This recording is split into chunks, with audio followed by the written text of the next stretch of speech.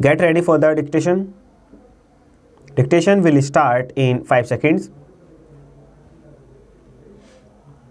Start. In state of MP and others, etc., etc., with Neelam Singh and others, etc., etc., under bracket 2009, 9 SCC 999. The court observed that it is well settled that power of the High Court to issue an appropriate writ under Article 226 of the Constitution is discretionary. It has been further stated therein that if there is inordinate delay on the part of the petitioner in filing of a petition and such delay is not satisfactorily explained, the High Court may decline to intervene and grant relief in the exercise of its writ jurisdiction.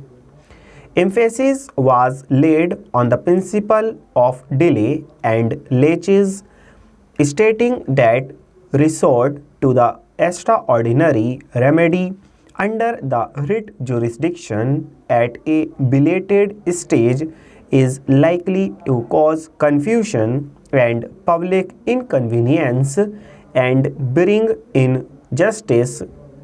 Thus, the doctrine of delay and laches should not be lightly brushed aside. A writ court is required to weigh the explanation offered and the acceptability of the same.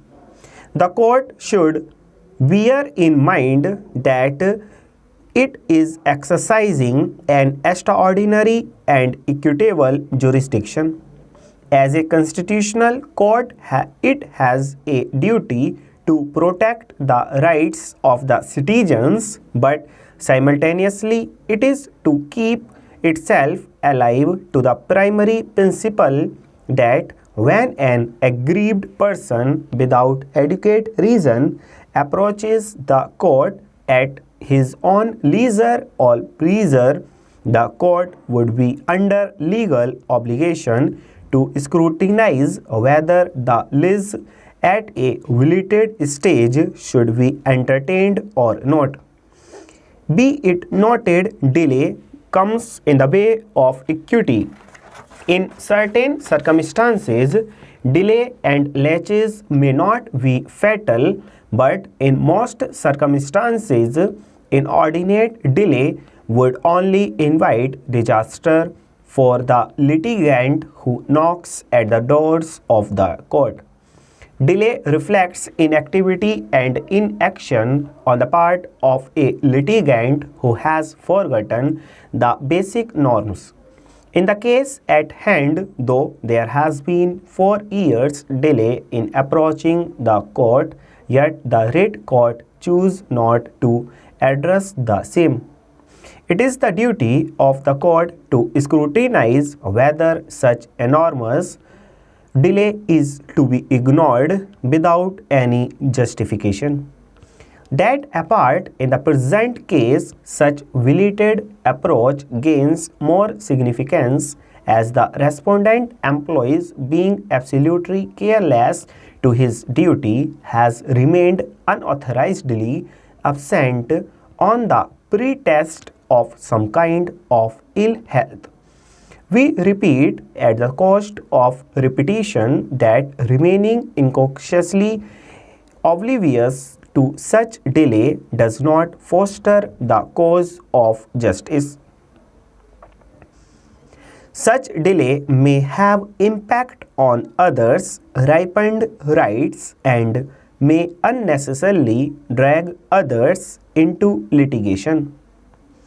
In our considered opinion, such delay does not deserve any indulgence, and on the said ground alone, the writ court should have thrown the petition overboard at the very threshold.